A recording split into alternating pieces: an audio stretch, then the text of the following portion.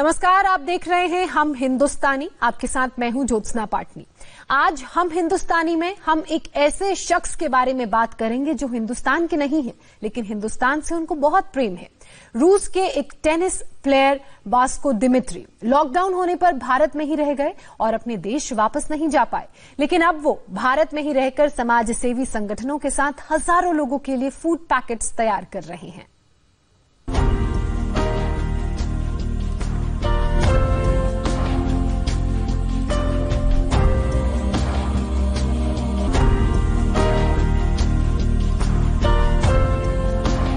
हाथ में tennis racket की जगह ग्लव्स, मुंह पर मास्क, बॉडी पर एप्रन और सिर पर cap.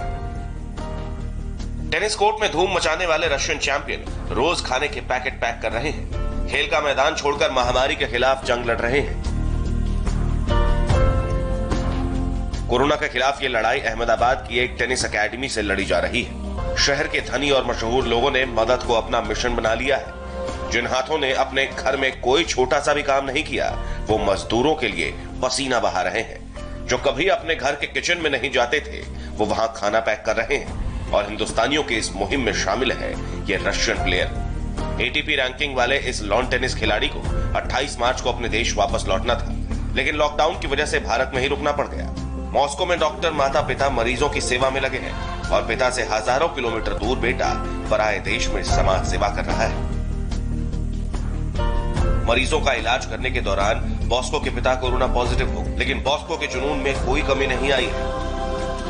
This is a great opportunity. I would never think that I could have this experience before, and I know for sure, for a fact, that this is a good feeling of doing such job for people who actually need it right now. Food packet बांटने का सिलसिला 300 से शुरू हुआ था, अब 10,000 तक पहुंच गया है। अहमदाबाद में अलग अलग सेक्टर्स पर लजीज खाना बनाया जा रहा है। खाना तैयार कर टेनिस एकेडमी में लाया जाता है। खाना पैक करने के पहले मंत्र पढ़ा जाता है और भगवान की जय जयकार होती है।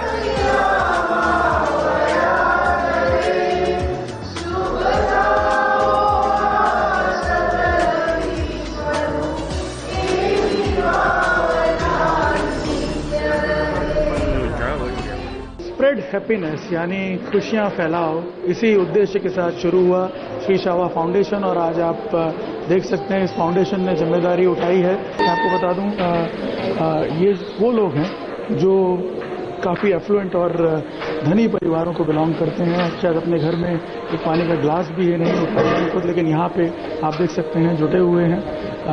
उन गरीबों का पेट भरने के लिए ये खाना तैयार कर रहे हैं जिन्हें लॉकडाउन में इस वक्त किसी प्रकार का सपोर्ट नहीं मिल रहा है। उन्हें सबसे ज़्यादा सपोर्ट की ज़रूरत है। इस तरह से 8 से 10 हज़ार फूड पैकेट बना करके ये डेली अहमदाबाद के अलग अलग इलाकों में पहुंचा रहे हैं।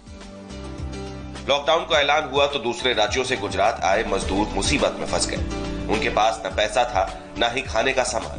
संकट में फंसे मजदूरों का हाल देखकर 26 साल के फेस रीडर और समाज सेविका अमी मोदी ने मदद की मुहिम शुरू की। पहले दूध बिस्किट बांटे गए, फिर अनाज देना शुरू किया और अब फूड पैकेट बांटे जा रहे हैं। मैं बहुत खुश नसीब अपने आप को समझती हूँ कि आज तक 2 लाख तक अपने लोगों को ये खाना पहुँच चुका है। और जो 2 लाख लोगों को ये खाना पहुँचे उन सबको मैं दिल से थैंक यू बोलना चाहती हूँ। शुरू किया 31 मार्च से, जब हमको नहीं पता था कि हम इस लेवल पे उसको लेके जाएंगे। बस एक दिल में इच्छा थी कि ये लॉकडाउन के टाइम पे कुछ करना है, किसी के लिए कुछ करना है। मैंने शुरू किया और लोग मेरे साथ जुड़ते गए। इस मिशन के दौरान एमी के पिता की मौत हो गई, लेकिन मुहिम पर ब्रेक नहीं लगी। फूड पैकेट तैयार कर अहमदाबाद म्युनिसिपल कॉर्पोरेशन और पुलिस के हवाले कर दिया जाता है। भूख गरीबों की मिटती है और सुकून मिलता है इन नौजवानों को। यहाँ से जब पैकेट्स अपने लिए भी लेके निकलते हैं और जब भी पैकेट्स देते हैं तो उन लोगों के चेहरे पे जो खुशी, और अब तो हर रोज का हो गया है, तो जब भी कार देखते हैं तो दे वर ईगरली वेटिंग फॉर अस और इतना अच्छे से थैंक यू बोलते हैं। तो लगता है कि अगर दिल से कुछ भी करो तो उसका रिस्पॉन्स अच्छा ही रहता है। समाज सेवा के इस काम में मदद का हाथ बढ़ाने वालों की तादाद बढ़ती जा रही है। मददगार इतने ज्यादा है कि सबको रोज मौका नहीं मिल पाता, और जिन्हें मिलता है वो गरीबों की मदद के लिए दौड़े चले आते हैं। मेरा रेस्टोरेंट है कैलाश पर्वत और मैं एडवर्टाइजिंग एजेंसी में भी काम करती हूँ।